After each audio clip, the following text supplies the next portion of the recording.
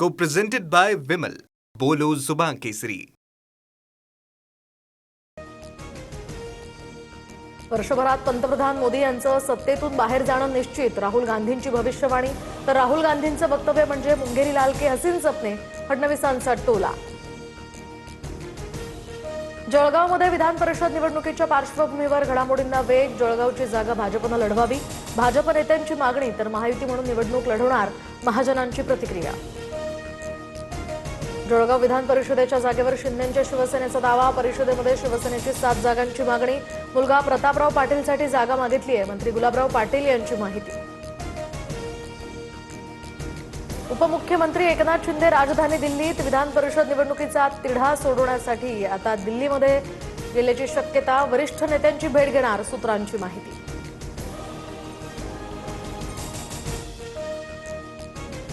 दरम्यान प्रशांत आंबी धमकी प्रकरणामध्ये आमदार संजय गायकवाडांची चौकशी होणार. राजारामपुरी पोलीस ठाण्यात लवकरच त्या संदर्भात नोटीस पाठवली जाणार. तर कोर्टाचा आदर ठेवून चौकशीला सामोरं जाणार.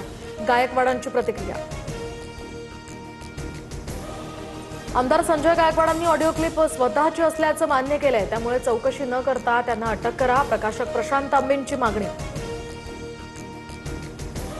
वाशिममध्ये ठाकरेंच्या शिवसेनेला मोठा धक्का. 8 नगरसेवकांसह काही सरपंच भाजपात.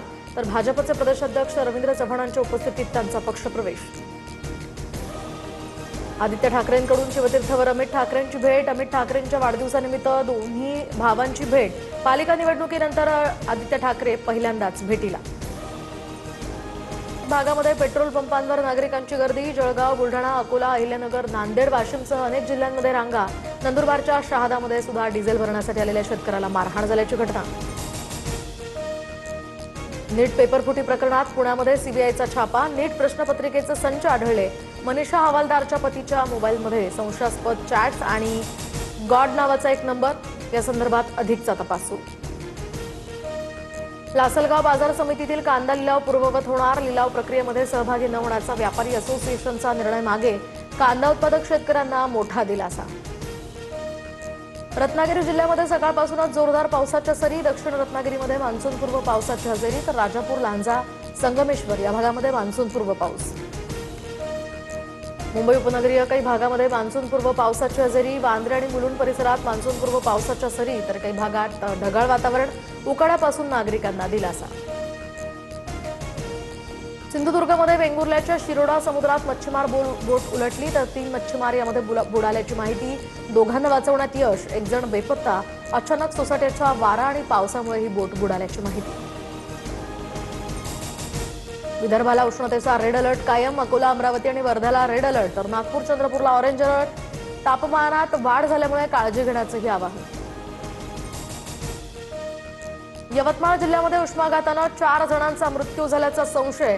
दिग्रसमध्ये एकाच दिवशी 3घांचा मृत्यू. तर बाभुळगाव तालुक्यात एका वृद्धाचा मृत्यू. राज्यातील धरणांमध्ये 30.88% पाणीसाठा. पुण्यातील धरणांमध्ये केवळ 22.10% उपयुक्त पाणी. प्रशासनाकडून आता नागरिकांना पाणी जपून वापरण्याचंही आवाहन. काँगो, युगांडा आणि दक्षिण सुदानमध्ये अनावश्यक प्रवास टाळा. इबोलाच्या पार्श्वभूमीवर सरकारच्या भारतीय नागरिकांना सूचना. भारतात अद्याप इबोला आजाराचा कोणताही रुग्ण नाही. Co-presented by Vimal. बोलो जुबान केसरी.